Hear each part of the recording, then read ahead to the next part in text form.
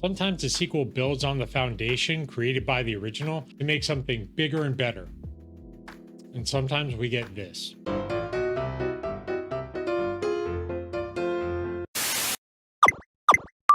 But how does this happen? Why does this happen? Well, let's start with the one that most people my age think of when you think of weird sequels.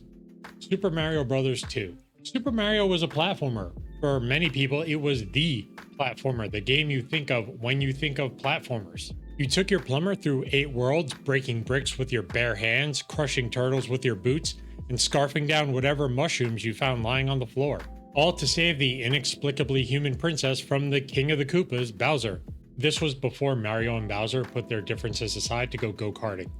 It stands as the highest selling NES game ever with over 40 million copies sold and was instrumental in saving the video game industry from the dark days of mass-produced video game slop. So expectations were high when a sequel was announced.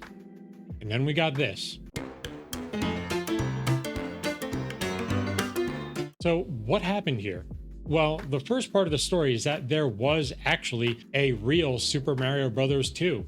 It was only released in Japan. It was built on the original engine, but it had the difficulty cranked up to 11. Not just harder jumps, but poisonous mushrooms, fake power-ups, wind physics. This game was designed to test hardcore players. But Nintendo of America was worried it was too hard, and it would alienate the more casual players.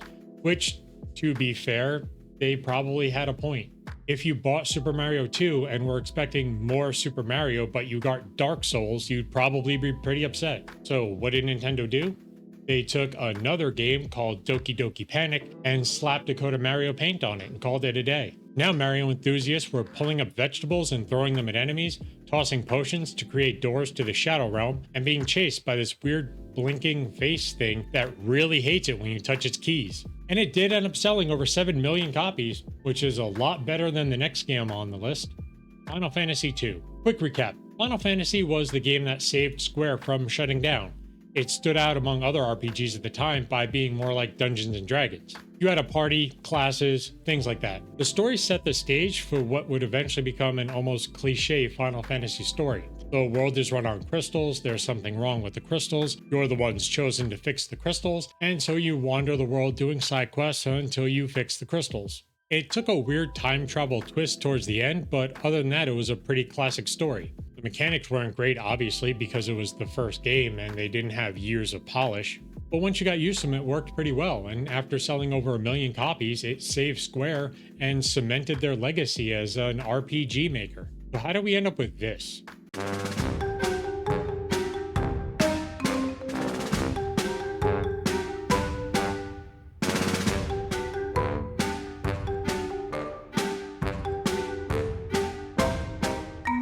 See, Square wanted each game to be a standalone, not just in story, but in mechanics. So first they made a story that was more character focused. It was deeper, more emotional. There was death and betrayal and forgiveness. And I'll give it to Square. The story for 2 was way better than 1. The problem was everything else. Sticking to their tabletop RPG roots, Square ditched the traditional leveling system for a learn by doing system. Want to get stronger with a sword? Use it. Want more health? Gotta get hit. It was that kind of system. And if you wanted to get better at casting spells, you had to cast more spells. And that was the first flaw in the system. See, each spell had its own level and XP. So you either spend a ton of time grinding every spell, or you just do what I did. Pick your favorites and ignore the rest. And the whole increase health by taking damage thing just led people to gaming the system by attacking their own party members. And it got even worse when you combine it with Square's other design decision. In 2, you still had a team of 4, but the 4th party member would rotate through a series of different people you met along the way. And each time a new party member cycled in, they would start from scratch. So again, you would either have to spend a ton of time grinding to get them up to speed, or do what I did, and just ignore them, since another party member would be coming along sooner or later. But let's move on from one of the most successful franchises in history to a game most of you have probably never heard of, but was one of my favorites growing up, Blaster Master. Blaster Master was a weird game. So here's the story. This kid has a pet frog. The frog escapes, drinks some radioactive something, grows big, and escapes down a hole. The kid jumps down the hole after it and finds a tank and a suit that fits perfectly. The kid then uses the tank to find his frog and murder a bunch of underground mutants. No one can ever accuse Nintendo of not being inventive. The game was split into two sections. A side-scroller where you took your tank through the tunnels under your house, and an over-the-top section where you decide to get out of the tank and walk. Now, as much as I like this game, I have to admit I never actually finished it, which can be said about a lot of the Nintendo games I had growing up. See, back then, games weren't really interested in telling you what to do, and there was no internet to look things up. So if I got stuck, I just had to pray that there was an issue of Nintendo Power that told me what to do. So what happened in the sequel? Well, the game sold much better in America than it did in Japan, so they let the American branch take over. And what they decided is that what audiences want is a flashy sci-fi action adventure. New maps, new platform mechanics, new vehicles, even a new protagonist that fit that 90s action hero aesthetic. And audiences were not impressed. The game lost all its charm and its fans with it. But the next game had more of a mixed reaction. Castlevania 2. Castlevania 1 was an action platformer made by Konami that took Simon Belmont through the castle of Count Dracula, put an end to him once and for all. With his trusty whip and whatever other weapons he found lying around, Simon explored 6 levels, killing classic horror movie characters that I guess just chill out in Dracula's house, until he finds the man himself and takes down not only the king vampire, but his entire castle. When the game released, it was praised and sold over 1 million copies. So what happened to the sequel? Well, Zelda happened. Konami was inspired by the world exploration of Zelda and wanted to turn Castlevania into more adventure and less action. They made it more open world and added RPG elements like NPCs to talk to who would give you vague clues about what to do next. And like I said, the reception was mixed. People who were expecting more of the same were disappointed in the changes. But the game did get good reviews and many people see it as a classic for its variety and challenges. But since we're talking about Zelda, let's talk about Zelda.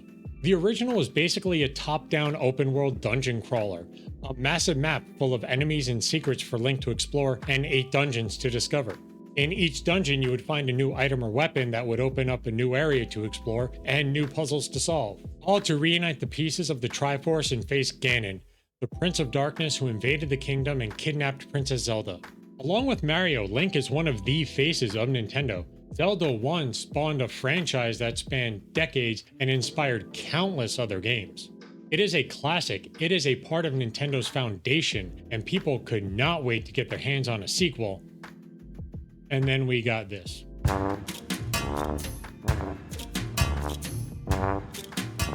Zelda 2 combined overworld exploration with side-scrolling action. It added magic spells, levels, XP.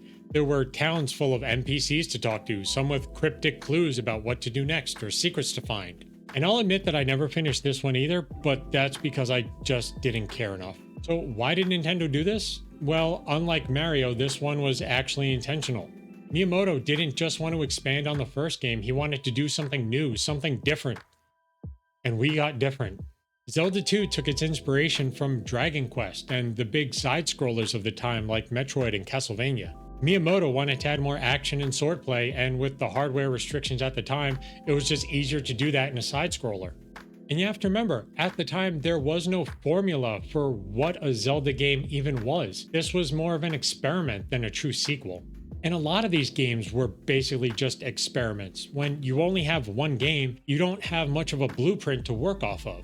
So you try something new. Sometimes it works, and sometimes it doesn't, but that's game design. Sure, fans push back, and sometimes that's fair, but if you ask people what they like, they're just going to tell you what they already have. If you want to discover something new, you have to take risks. And sometimes you end up with Zelda 2, but sometimes you end up with a classic. But that's just what I think. Tell me what you think in the comments down below, good or bad, let me hear it. And while you're down there, if you could hit the like and subscribe buttons, I'd really appreciate it. I'll see you all next time.